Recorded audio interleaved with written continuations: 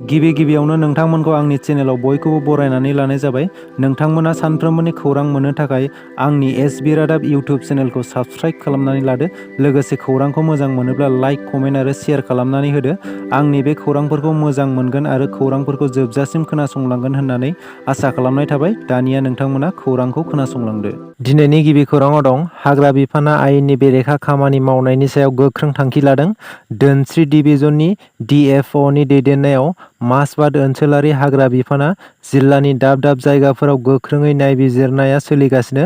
बेबादिनो मैया 31 मार्चखालि फुंनिफ्रायनो नायबिजिरनायनि गेजेरजों अदालगुरिनि रानीपुखुरियाव दंफां सिनखावग्रा मिल बोखांनो हादों। मख'नो गोनांदि आयेन बेरेखायै दंफां हाखावग्रा मिलजों लोगोसे मिलाव बाहायनाय माखासे मुवा बेसादफोरखौबो बोखांनो हादों। थांनाय 30 मार्चखालि आसामनि कार्बि आंलं जिल्लानि सिङाव थानाय हावरागातनि हावरागात शंकरदेब बिद्या निकेताननि खमैबो 12 सुबुंफोरा जाग्रा आदाराव बिस मोनजानायनि जाहोनाव देहा फाहामसालियाव थिसनथाय लानो गोनां जादों। बिस गोनां आदार जानानै लोमजानायनि जाहोनाव देहा फाहामसालियाव फाहामथाय लाबाय थानाय समावनो सासे फरायसाया मैया जिउ खहा जायो। जिउ खहा जानाय फरायसाखौ तन्मय बरा रंफि होननानै मिथिनो मोननाय जादों। बे फरायसाखौ गोब्राब लोमजानायनि जाहोनाव गोजौ थाखोनि फाहामथाय होनो थाखाय हावरागात देहा फाहामसालिनिफ्राय नगावआव लांनो नागिरनाय समावनो जोबथा हां बोयो होननानै मिथिनो मोनदों। बेनि गुबै जाथाया जादोंमोन थांनाय 28 मार्चआव जेब्ला कार्बि आंलं जिल्लानि हावरागात सहराव फरायसा आरो फोरोंगिरिफोरजों लोगोसे फरायसालिनि मावसुमाफोर गासै 12 सुबुंफोरा सानजौफुनि जानाय आदाराव नुडल्स जादोंमोन, जायनि जाहोनाव देहा गाज्रि जानानै लोमजानायनि सन्देह खालामदों। मिथिनो मोननाय बायदिब्ला फरायसा आरो फरायसालिनि मावसुमाफोरा मोनसे प्रजेक्टनि सायाव खामानि मावदोंमोन। सानजौफुनि जानाय आदारखौ जानो थाखाय बिसोरो हावरागात मार्केटआव थांनानै राजु हटेल मुंनि मोनसे रेस्टुरेन्टनिफ्राय नुडल्स बायनानै लाबोना जाफैदोंमोन। नुडल्सखौ जाखांनायनि उनावनो सासेनि उनाव सासे फारि फारियै लोमजानायखौ नुनानै साखाथिनि देहा फाहामसालियाव लानानै थांदोंमोन होननानै मिथिनो मोनदों। मख'नो गोनांदि पुलिसआ बे जाथायनि सायाव नायबिजिरनाया सोलिगासिनो दं। जायगानि पुलिस बिफाना राजु हटेलनिफ्राय नायबिजिरनो थाखाय नुडल्सजों लोगोसे गुबुन गुबुन जाग्रा आदारफोरखौबो लानानै थांदों होननानै मिथिनो मोनबावदों। हावरागातनि पुलिस मंजित टेरांआ जाथायनि सायाव थांखिनानै बुंदों दि थासारिनि सायाव नायबिजिरनाया सोलिगासिनो दं आरो फुड सेफ्टि अफिसारनि नायबिजिरखांनायनि उनाव माखासे बाथ्राखौ मिथिनो मोनबावगोन। मोनसे गिख्रंथाव लामानि जाब्रबथायाव सासे बर' लाइमोना गोब्राब जोखोम जादों। मुसलपुराव बाइक आरो टाटा भेन गारिजों सौग्रावलायो आरो बे जाथायाव सासे बाइक सालायगिरिया गोब्राब जोखोम जादों। जोखोम जानाय सुबुंनि मुंखौ दिप बसुमतारी होननानै मिथिनो मोननाय जादों।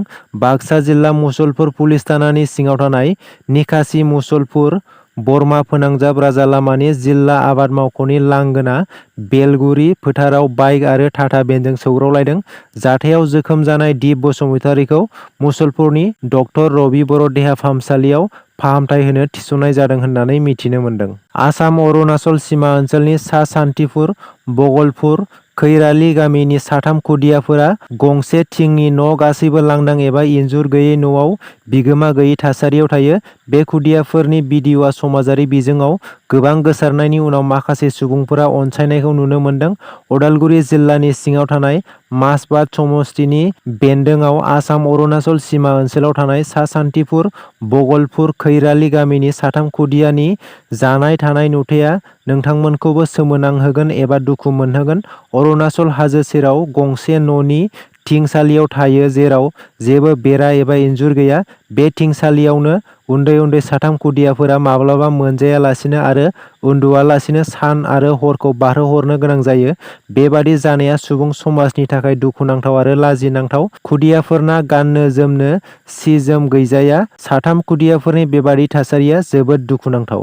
सिमन्त चेतना मंच पूर्वबतरनि बानजायनायाव गसाइगाव महकुमानि सिङाव थानाय सराइबिलनि बसगाव गेवलां गेलेग्रा फोथाराव दिनै एबा 1 एप्रिल सानाव देंखोजों सिमाखौ मान होनाय हाबाफारि खुंफुंनाय जागोन। दिनै बेलासिनि 4 रिंगानिफ्राय जागायगोन बे हाबाफारिया। बे हाबाफारियाव आथिखालनि लाइमोनफोरखौ फेग्रा मुवा बाहायनायनिफ्राय जानगार खालामनाय आरो सोलोंथाइ बिथिंखौ लानानै सांग्रांथि होनाय जागोन। मख'नो गोनांदि बे हाबाफारिनि गेजेरजों मिलौदो देंखोनि गेजेरजों सिमाखौ मान होनाय जागोन। खुंफुं आफादा फोरमायनाय बायदिब्ला बे हाबाफारियाव गोबां मुंदांखा देंखोगिरिफोर जेरै गौतम ब्रह्म, सुलेखा बसुमतारी, पद्मश्री, दुलाल मानखि, जितुल सनवाल, सिमन्त शेखर आरो सुरेखा छेत्री बिथांमोना बाहागो लागोन होननानै फोरमायना होदों। बेनिखायनो बे हाबाफारियाव गसाइगाव ओनसोलनि गासैबो रायजो राजाफोरखौ धोरोम, राव, हारिमु बासियालासे बयखौबो बाहागो लाफैनो थाखाय खुंफुं आफादनि गाहाय नेहाथारि उइलियाम नार्जारी बिथाङा खावलायहरदों। मानव सेवा संघ (एनजिअ) सेरफांगुरि ओनसोलनि सुबुंफोरनो लेबार कार्ड राननानै होदों। कक्राझार जिल्लानि सेरफांगुरियाव थानाय नेपालपारानि कमिउनिटि नब्लाङाव एनजिअ मानव सेवा संघआ सा 550 मुलाम्फायारिफोरनो लेबार कार्ड राननानै होदों।